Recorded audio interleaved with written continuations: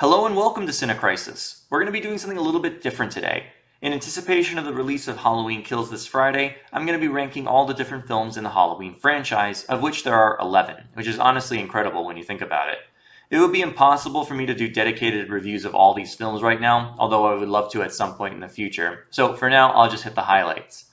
The way this is set up is your standard A through F ranking scale, but with the added category of S for superior. Okay, so first, Halloween 1978. Obviously, this one goes in the S category. This is where it all started. This is the gold standard, not just the movie by which all other films in the series are gauged and compared, but almost all slasher movies that followed it. It's one of my favorite movies of all time. It's haunting, it's atmospheric, it's got amazing characters like Dr. Loomis and Laurie Strode, it's highly quotable, and it stands the test of time as being an absolute classic. So, Halloween 2, I'm going to put this one in the B slot. It's an alright movie, especially considering the tough act they had to follow. It's interesting because it's one of the few, if only, sequels I can think of that picks up literally where the first one left off. It's definitely not as good as the first one, but it can still be fun.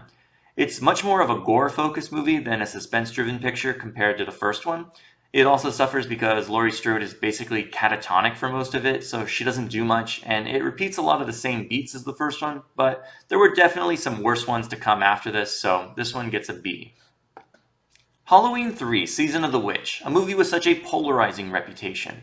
Some people absolutely hate it, and others love it. Of course, I love this movie. It's not without its own flaws, but I don't think the argument that just because Michael Myers isn't in it, it's a bad movie holds up at all.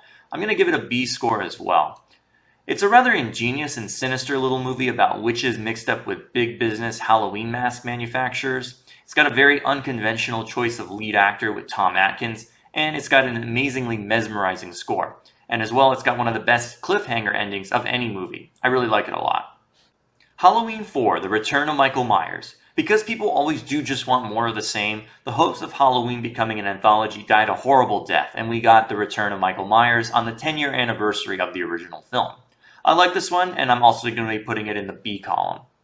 It does what it needs to do to keep the franchise alive, and that's basically rehashing the first movie, but changing enough things around to make it seem fresh. Donald Pleasance returned and carries this movie on his shoulders, now even more crazed and obsessed than ever. It has its moments and made the series relevant again, and is fun to watch from time to time. Halloween 5, The Revenge of Michael Myers. I've been rather kind up until now. Halloween 5 is where I start to put my foot down. It's not as bad as some people will make it out to be, but it's not very good either.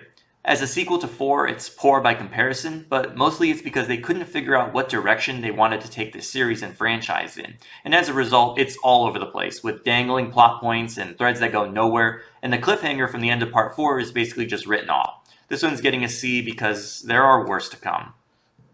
Halloween, The Curse of Michael Myers. Halloween took a break for a few years, and its first entry into the 90s was this 6th film in the series, which is an absolute mess fraught with rewrites and reshoots, and unfortunately an ailing star.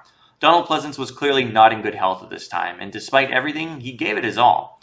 This movie though doubles down on everything wrong with Part 5, and commits to the weird concept that Michael Myers is somehow being controlled by a pagan cult of druids and dryads.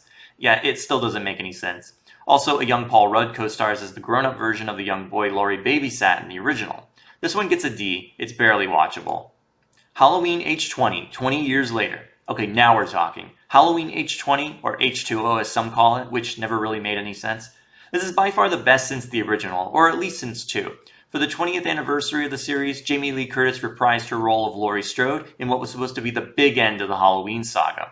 It wiped away all the continuity after Halloween 2, and follows Laurie and her teenage son in hiding as Michael Myers returns to hunt them down. But of course, this time, she turns the tables on him.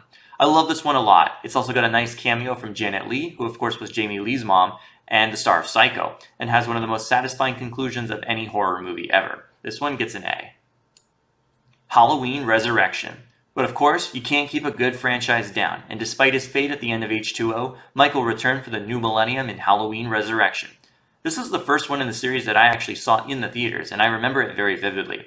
It was exciting at the time, but I really didn't know any better.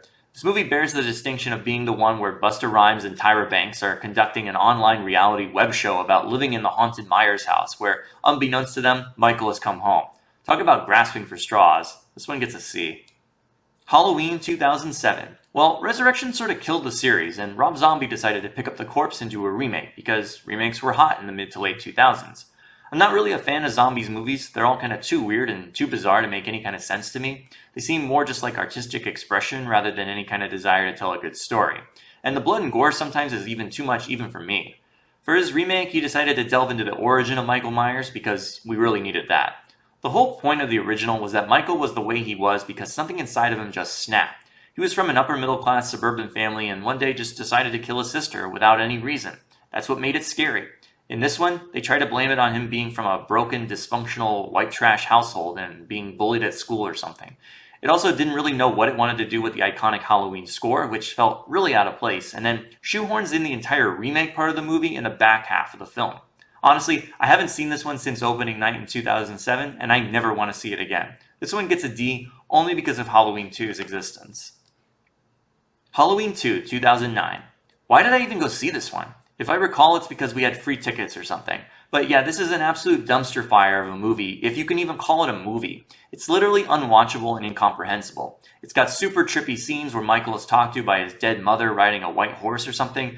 I don't even remember the plot at all. It was just not a pleasant experience, and I'm glad we never got that Rob Zombie Halloween 3. This one gets an F. Halloween 2018.